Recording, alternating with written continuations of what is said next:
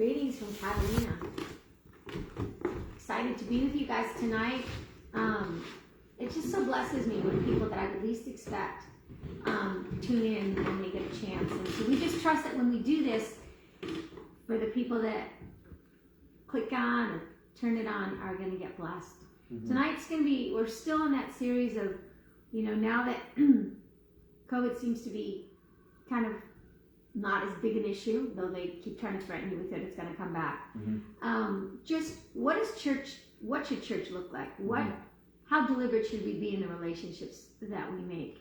And I feel like, I know my husband's been reading a lot about the kind of groups that make for healing and wholeness for the people that are a part of it. And I feel like one of the big things is where you can go and you feel safe. Mm-hmm. And you can be vulnerable and people listen to you and hear you out without judgment or giving you scriptures or trying to tell you they're just listening to you. Mm-hmm. And I feel like sometimes people have to give the good and bad and all of that. Right. So I think that's what we're going to be talking about tonight is how do we help make the community that we're in healthy? Mm-hmm. How do we use the community in a healthy manner? I think there's some people that go to a community and they just suck it dry. They just want everybody's attention. They don't listen. I feel like it's important that we understand that we all have a part in our spiritual communities, and what does that look like?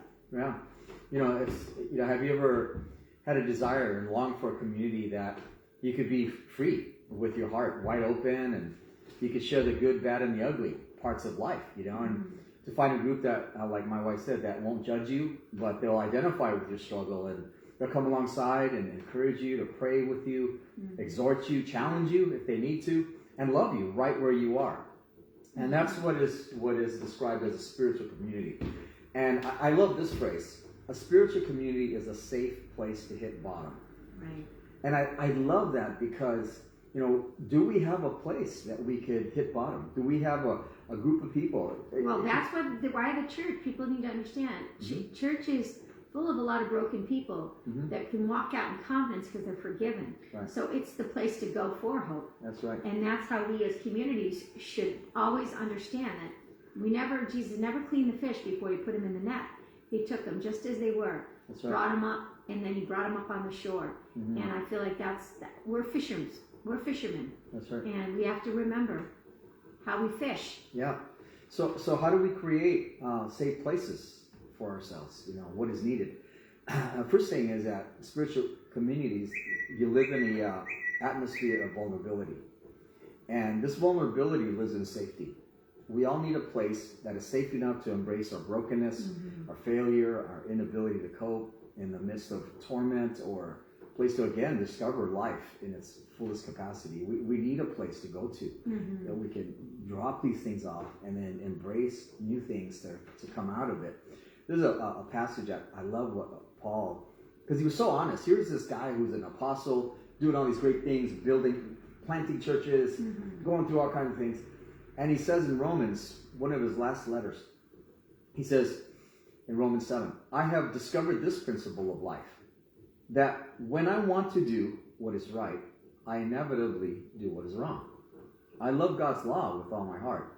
But there's another power within me that is at war with my mind.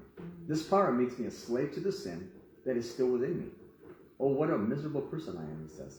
Who will free me from this life that is dominated by sin and death? Then he says, thank God. The answer is in Jesus Christ our Lord. So he was this man who was a great man of God, doing great things.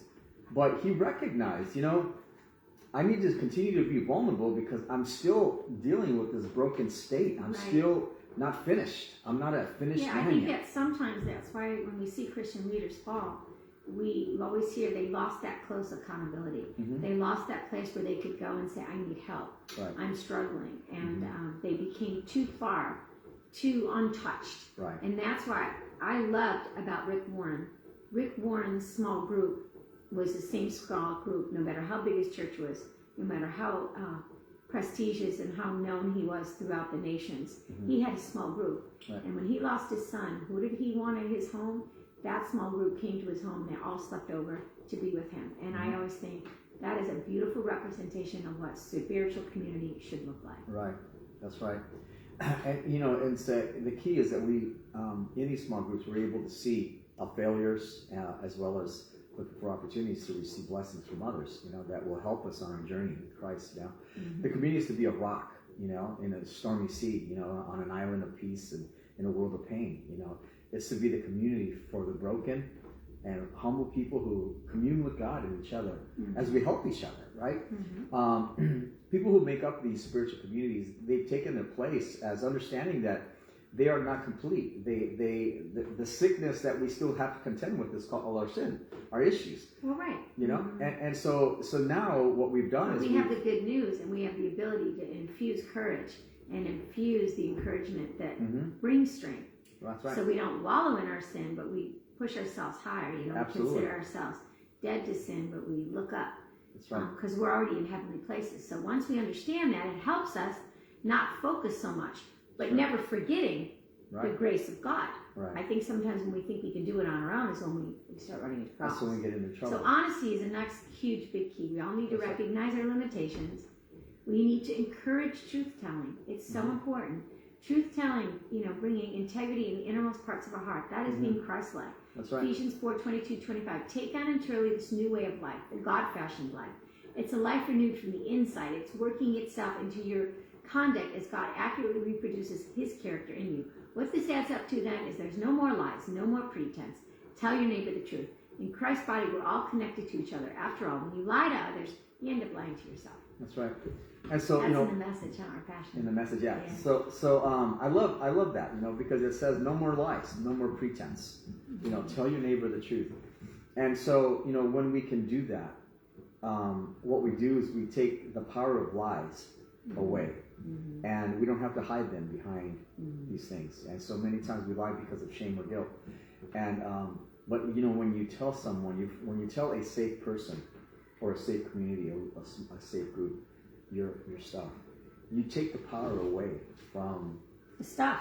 the stuff. Absolutely. And Satan always makes it bigger and turns it definitely into a more monster. challenging. Oh yeah, absolutely. And within that place, when you tell each other the truth, that's where confession comes. That's where you acknowledge, yeah, you're right, you know. And Psalms 32, David said this. He said, "Oh, what joy for those whose disobedience is forgiven, whose sin is put out of sight." And he says, yes, what joy for those whose record the Lord has cleared of guilt, whose lives are lived in complete honesty. And then he talks about his own struggle. He says, "When I refused to confess my sin, my body wasted away, and I groaned all day long. Day and night, your hand of discipline was heavy on me. My strength evaporated like water in the summer heat." And then he says, "Finally, I confessed all my sins to you and stopped trying to hide my guilt. I said to myself, I will confess my rebellion to the Lord, and you forgave me, and all my guilt is gone." And so again, there are a couple of moments and times that we just need to talk to someone or talk to God and just say, "God, you know my struggle." And when we confess, we're basically agreeing with God. He already knows. It's not a surprise to him. You know, But there's something in the releasing. When we hold on to things, they weigh us down, you know. But when we release it, there's freedom. You know, years ago, when I was studying, I was going to Bible school. I was asked by a good friend of ours, to attend a AA meeting and to speak for her. She was getting her 1-year chip. And I said, "Sure, absolutely." So it was an honor to go there and be a part of this community. And one of the coolest things I loved about it was this honesty. I mean, they were just like, there was no pretense. People came for one reason. They had an issue. And every walk of life, every age group, every, you know, socioeconomic, I mean, you name it, they were there. And they all came together for one reason. And that's because they had a struggle with alcohol. And so they were so honest. And there's this Christian writer named Richard Rohr. He sees this. He talks about step 5, which is we admitted to God, ourselves, and another person the exact nature of our wrongs.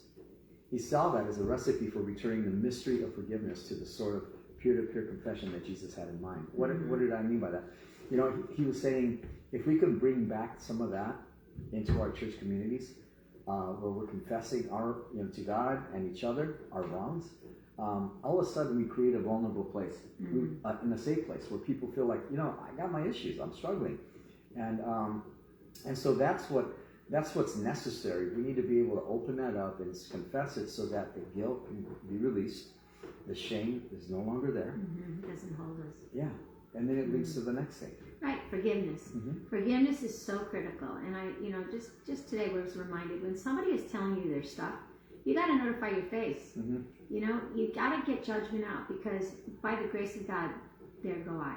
That's and right. some of us have been raised in homes where we weren't abused, and we haven't experienced sexual abuse, or we haven't had to be let down by those that we love. And when people are raised with all of those disappointments, sometimes their sins and their issues seem really deep, or they repeat the same patterns.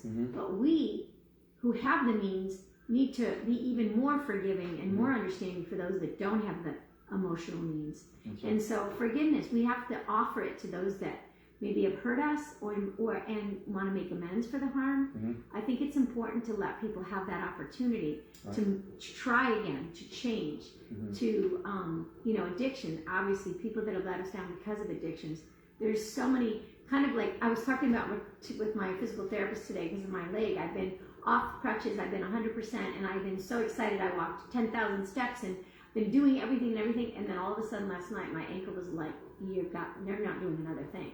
And I've been in so much pain and so uncomfortable.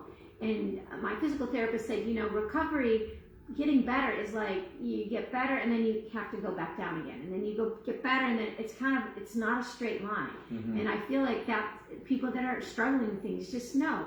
You may have been doing really well and you thought you made a lot of steps forward, but then sometimes you got to take a few steps backwards. That's just the road of recovery. It's not a straight line. That's right. So understand that. And so our part to encourage these people and equip them is to always be forgiving. Is it always easy? No.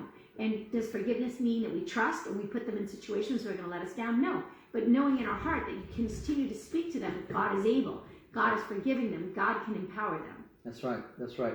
There's a biblical example of this in the Church of Corinth. In the first letter of Corinth, there was a couple that they had violated, values within the community, and they continued to break them, and they did not change, and so they were actually removed from fellowship. And then later on, they realized it was wrong, and so then they repented, and then so Paul sends a second letter, referring in a response to the situation, and he says in 2 Corinthians 2:7, he says, "Now, however, it is time to forgive and comfort him.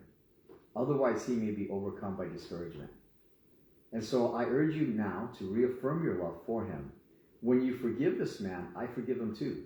And when I forgive whatever needs to be forgiven, I do so with Christ's authority for your benefit, so that Satan will not outsmart us, for we are familiar with his evil schemes." Because that's the thing. The enemy is going to try to bring shame and guilt and try to separate us from each other and from God. So if we can affirm one another, when a person has changed and repented and said, "I am sorry," then we need to reaffirm them. We need to bring them back. We need to forgive them, right? Because all of us struggle. Every single one of us. Pastors too, right? And so one of the most important things is, how do we create a vulnerable place? A place that we can meet and be able to talk about stuff, Many times in the middle of shattered dreams and broken lives, the community of Christ celebrates God's forgiveness. And they believe in what each other could become. And they never minimize sin, but they love to maximize grace. And I think that's the beautiful thing about the church communities, is that we're supposed to be maximizing grace. We don't minimize sin, though. We don't pretend it's not there. And so we are, in a sense, carriers of Christ to each other. And that's what spiritual communities do when they act together on a journey, as they help each other towards God. So restoration. Dietrich Bonhoeffer writes in Creation and Fall that there's a fundamental difference between God creating humankind in God's image, imago Dio, and humanity seeking to be like God, situ Dios. As the human beings who is Christ, God incarnate, Christ is sacrificed on behalf of all humankind. In true divinity slang, it's, wow, I'm going to let you go with that one, Mary. That's a little heavy for me. I think that's a whole, just get to the that's a theological. That's way too. Christ is sacrificed on behalf of humanity, which is wanting to be like God. And in true divinity, he slayed the false divinity, and he's restoring the imago Dei, which is the image of God. So part of our work in the restoration is that we are helping each other to be restored into the image of God, the way God had originally intended it. Yeah, now that makes sense. Yeah, and so what we have done, though, as people, is we've tried to become like God and decide for ourselves Sure. and decide this is right, this is true, this is It's our false God, false self. it's a false divinity. It's the pretense. That's yeah. right. And so, but in all that, I think we need to recognize that we need to help each other. In Galatians 6, it says, "My beloved friends, if you see a believer who is overtaken with a fault, the one who is in the Spirit should seek to restore him in the spirit of gentleness."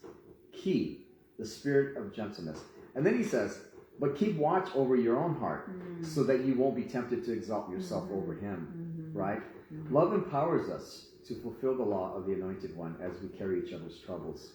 And so it's like when you find someone that is struggling around you, we're to go to them with a spirit of humility and brokenness, Right, recognizing, right. hey, we have the capacity to fall just as they do. We all do. We all struggle. Life is not easy. We're not perfect. We're being perfected by His Spirit, but we're not perfect. And so we need to allow for our space. We need to allow for our weaknesses. We need to allow for the grace and mercy to be upon each other so we can help encourage one another, no matter what happens, no matter where they are. Meet them where they are, Yes. and then take one step with them. Rise. Yeah. So in conclusion, we got to pray for and seek others to form these spiritual communities.